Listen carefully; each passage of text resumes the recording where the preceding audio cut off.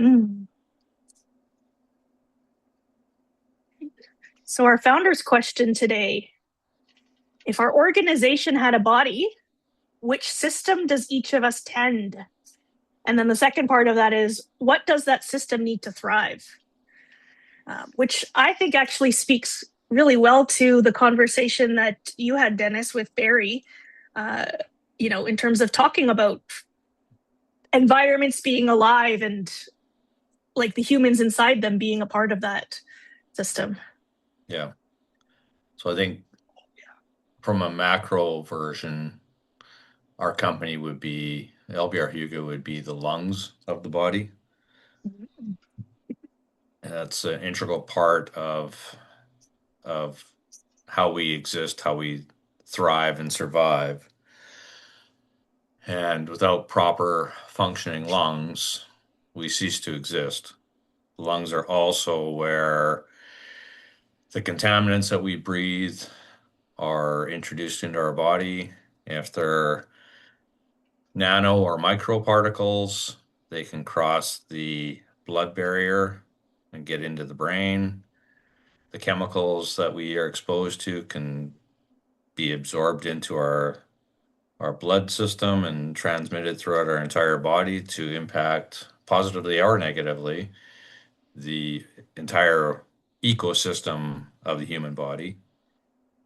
So it's important to understand the functioning of the lungs and how they're a key component to the body, just like understanding how a building functions and the people within that building are an organism or a mechanism within that space, and they're integrated with each other. They're not siloed. Yeah.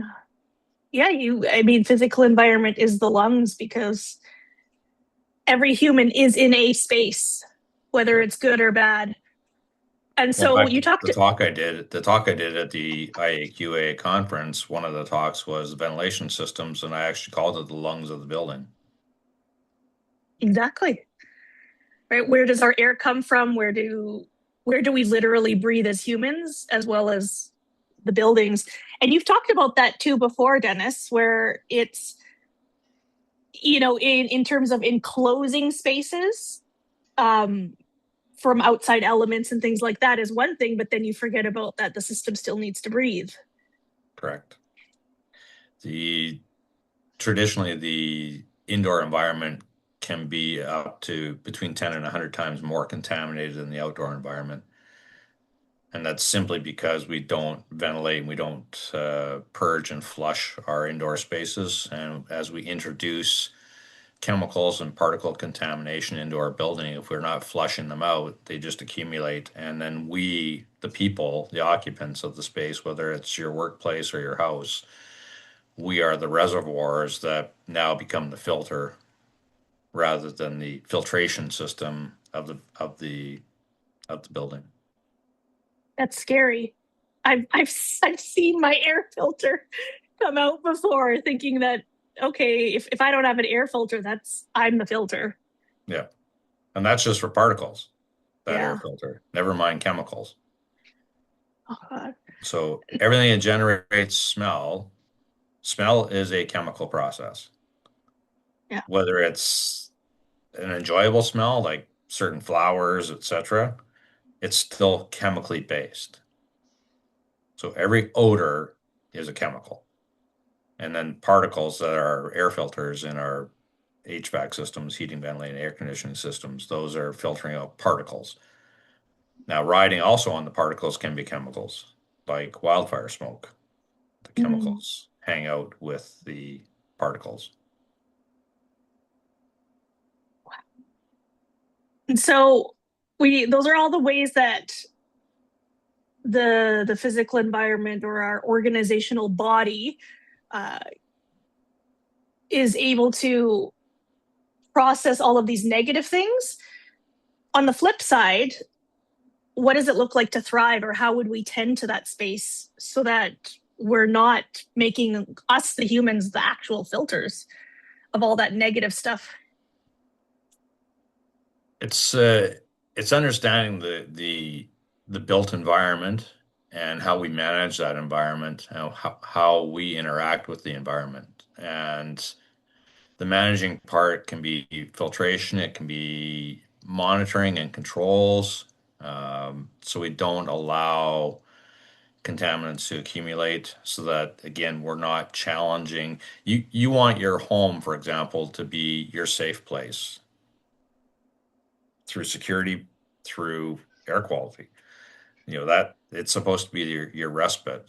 And if the ventilation systems are contaminated, if you're pulling in contamination from outdoors, and then if you have underlying health conditions, that can add another layer of physical and chemical challenge to your body. So therefore, you cannot be the best that you can be. Your body's running at some degree of stress at all times, whether it's thermal stress from hot environments because you don't have air conditioning, whether it's chemical stress from chemicals that are being brought in from outdoors or chemicals that are internally generated, particles, again, whether it's wildfire smoke, whether it's dust, whether it's something that's externally generated and being brought into the home or into the office space, or internally generated because of the activities that are going on inside the house. How long does it take if you're cooking something in your house and you burn it? How long does that smell take to get out of the house? It can take quite some time, and that's Yeah. that's chemical and particulate contamination that's residing in the space. That's wild. And we don't think about it very often. Like, I mean, you live in it and you are there, but I can tell you, like, the average person that I talk to, when I'm like, yeah, it matters about the temperature of where you're working, the ergonomics, is there pests, like Yeah, mold is a thing, and all of these things that we kind of ignore. yeah, and there's a lot of things that are just now really the healthy buildings approach is a relatively new approach to how we function and how we look at buildings, whether it's a house or a workplace. Um, we talk about the biological diseases and microorganisms that are becoming more and more prevalent. They're becoming chemical resistant. They're becoming resistant to antibiotics, etc.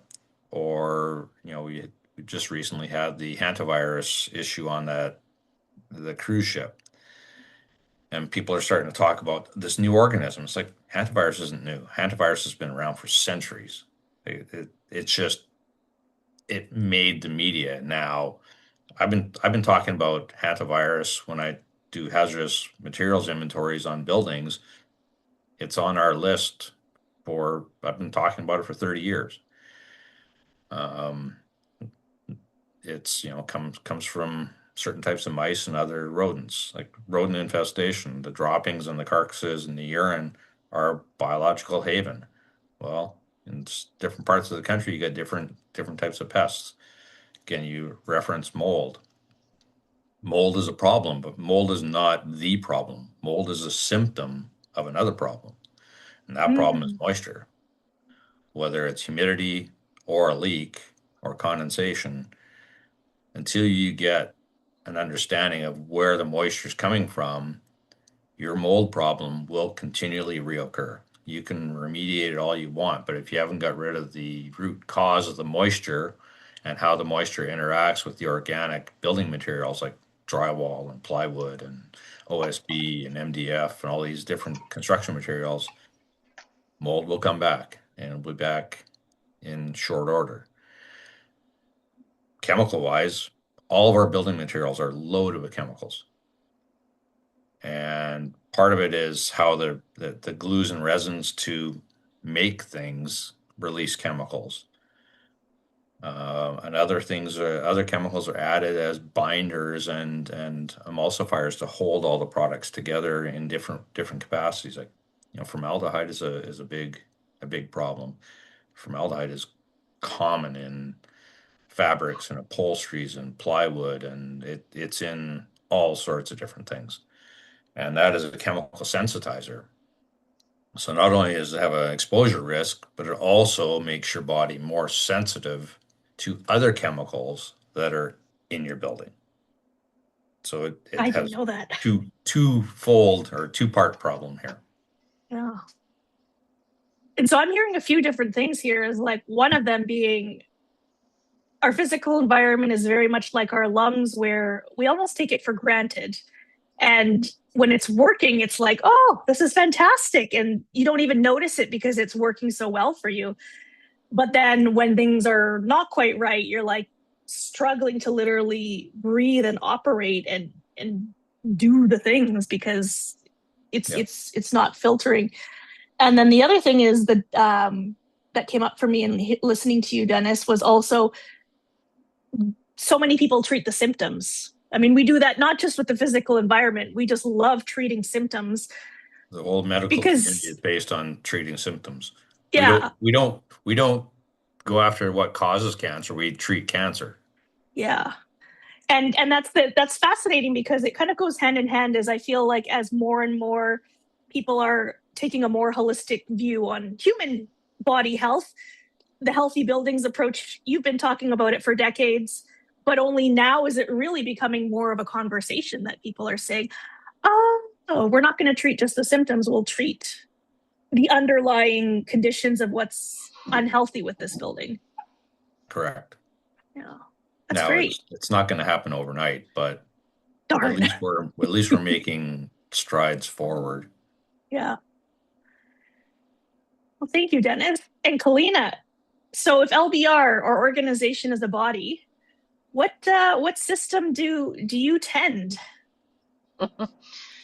Uh, I would say probably the circulatory, but the Mm. nutrients, everything that you're feeding into the system. So your benefits, your protections, your flexibility, the income security, everything is not just, most people have just a box that they're ticking off in the traditional approach. It's on the checklist of total rewards. And they have to shift them to thinking of this is how we actually are able to support and be stable and have well-being for our people, our humans that are doing the actual work. So that's a massive um, portion of productivity is actually being able to produce. So when your circulatory system is healthy, people recover easily. They encounter stress, but it's not corrosive, right? Mm. Families are feeling safer. So when you go home, you're happy, you're healthy, and you come back refreshed and rejuvenated.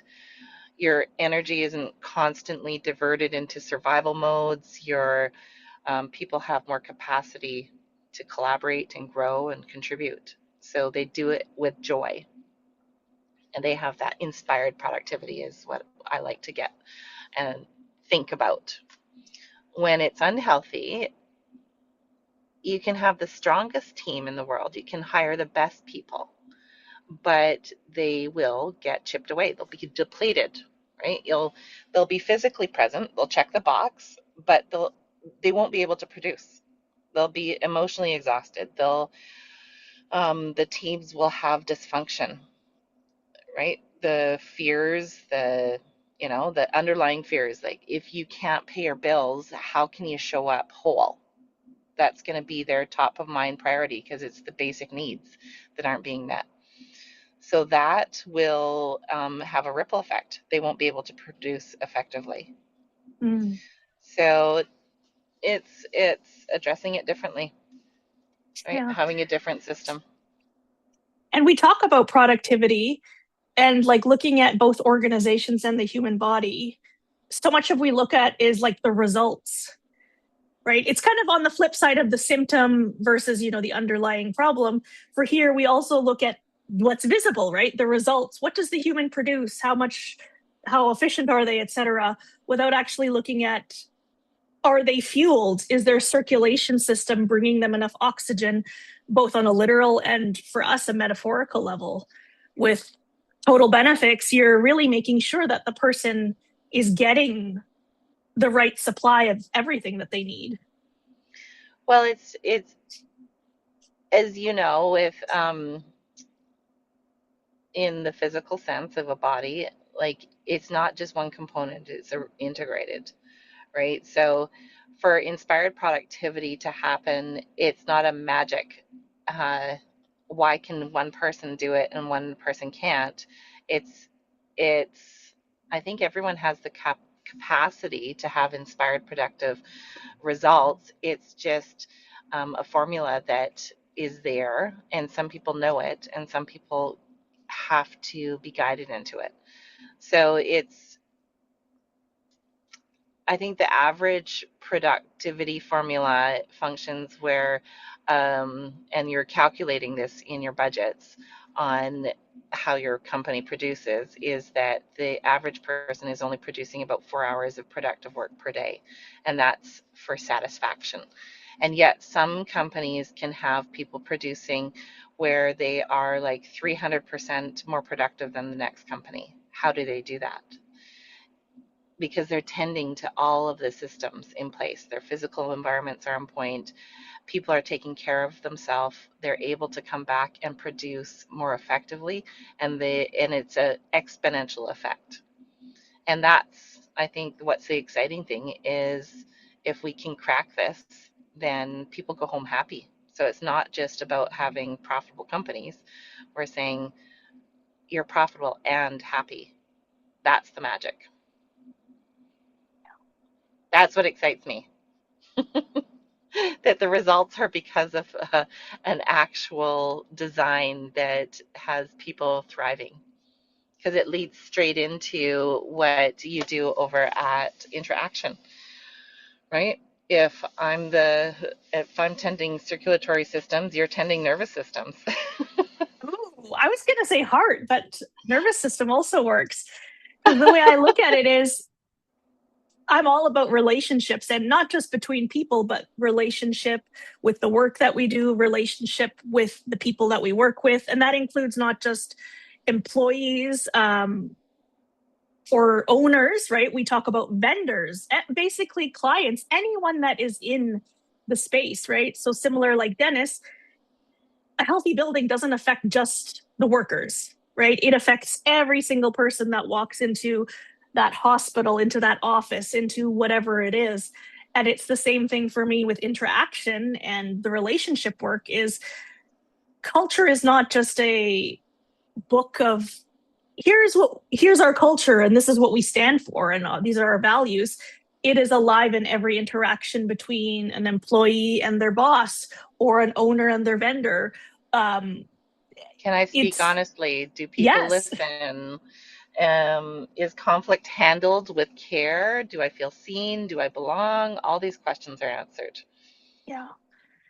And that's where I think Interaction is the heart of it, right? Is because, again, it's so easy to kind of think about separation and think about ourselves as cogs in the machine, whereas the Interaction approach is very much like the whole human body approach, where we realize that the arm can't do anything unless you've got the lungs and the heart and the circulation and the nervous system and everything. It's the everything together working that makes the healthy body.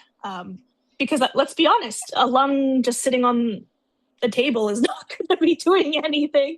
Heart sitting on the table is not going to be doing anything. What makes it alive is everything working together in a healthy way. And as we all know, when even just one thing is off, it affects the whole circulation. It affects everything.